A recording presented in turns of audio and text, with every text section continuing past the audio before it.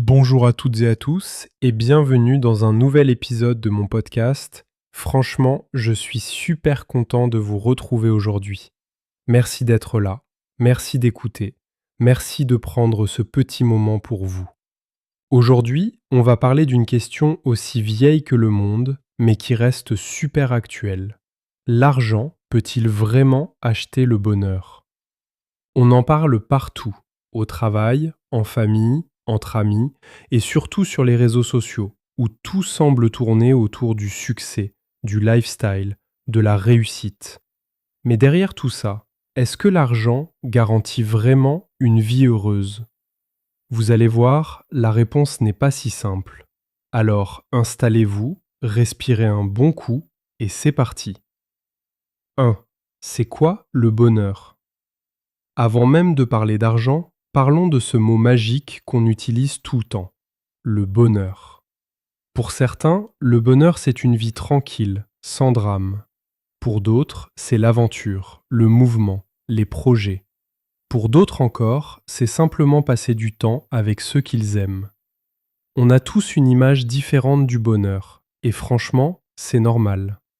Les scientifiques disent que le bonheur dépend surtout de 4 choses: nos relations, notre santé mentale et physique, notre sentiment de sécurité, notre capacité à profiter des moments simples.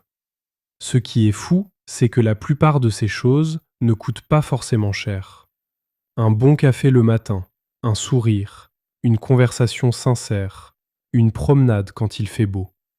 Ce sont des petites choses, mais souvent, elles font toute la différence. Donc déjà, on voit que le bonheur n'est pas seulement une question d'argent. Mais voyons ce que l'argent peut vraiment changer. 2. Ce que l'argent apporte vraiment. Alors oui, soyons honnêtes, l'argent apporte des avantages importants. Il peut payer un bon logement, de la bonne nourriture, des soins médicaux, l'accès aux études, la liberté de voyager, et tout ça, ça améliore la qualité de vie. Mais surtout, l'argent peut enlever beaucoup de stress. Ce stress de ne pas savoir si on pourra payer ses factures, ce stress de vivre au jour le jour. Est-ce que ça va passer ce mois-ci? Comment je vais gérer ça? Quand cette voix disparaît, on respire, on dort mieux, on profite plus. Et ça, c'est un vrai luxe. Imaginez une personne qui a toujours peur de manquer, qui compte chaque centime. Et imaginez une autre personne qui vit plus sereinement, sans cette pression permanente. Leurs niveaux de bonheur ne sont pas du tout les mêmes. Donc oui, l'argent contribue à créer un environnement favorable. Il ouvre des portes, il offre des possibilités. Mais l'argent ne peut pas tout acheter. Maintenant, parlons des limites, parce que oui, l'argent a des limites. Il ne peut pas acheter l'amour sincère, la confiance, la loyauté, le temps, ni la paix intérieure. On connaît tous des célébrités, des entrepreneurs, des gens réussis qui semblent tout avoir, mais qui avouent être malheureux, stressés ou seuls. L'argent peut remplir un compte en banque, mais pas un cœur vide.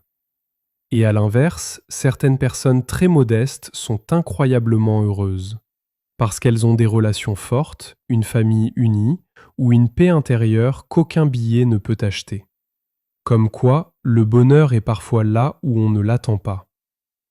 4. Jusqu'où l'argent rend-il heureux? Des études montrent qu'un revenu confortable augmente le bien-être, mais seulement jusqu'à un certain point. Au-delà de ce seuil, ça ne change plus grand-chose. Avoir assez pour vivre confortablement? Oui. Avoir toujours plus, pas forcément utile. Le vrai piège, c'est la comparaison. Le regarde ce que les autres ont. Le il a plus que moi. Rien n'abîme le bonheur plus vite que la comparaison. 5. Comment trouver le bon équilibre? Alors, comment trouver ce juste milieu? 1. Clarifier ses priorités. Qu'est-ce qui compte vraiment pour vous? La famille, le temps libre, la liberté, votre santé? 2. Dépenser pour des expériences. Les objets perdent vite leur valeur émotionnelle. Les expériences restent toute une vie. 3. S'entourer des bonnes personnes. Le bonheur est profondément social. Nos relations nous construisent. Alors, après tout ce qu'on vient de voir ensemble, est-ce que l'argent peut vraiment acheter le bonheur? La réponse finalement, c'est que oui. L'argent peut acheter un certain type de bonheur. Le confort, la sécurité, la tranquillité, la liberté de choisir certaines choses. Et tout ça, c'est important, vraiment important. Mais l'argent n'achètera jamais le genre de bonheur qui touche le cœur. Il ne peut pas acheter un regard sincère, une relation profonde, une confiance authentique, ou ce sentiment de paix intérieure qu'on ressent parfois sans raison. Et en même temps, il faut être honnête. Vivre sans argent du tout, vivre dans la peur, dans l'incertitude, dans le manque permanent, ça peut rendre la quête du bonheur vraiment difficile. C'est pour ça que le bonheur, ce n'est pas tout blanc ou tout noir. Ce n'est pas l'argent égale bonheur ou l'argent est quel bonheur. C'est un mélange, un équilibre, une harmonie entre nos besoins matériels et nos besoins émotionnels.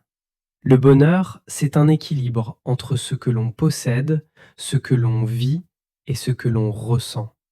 Et finalement, chacun doit trouver sa propre formule, sa propre définition du assez, sa propre façon de donner du sens à sa vie.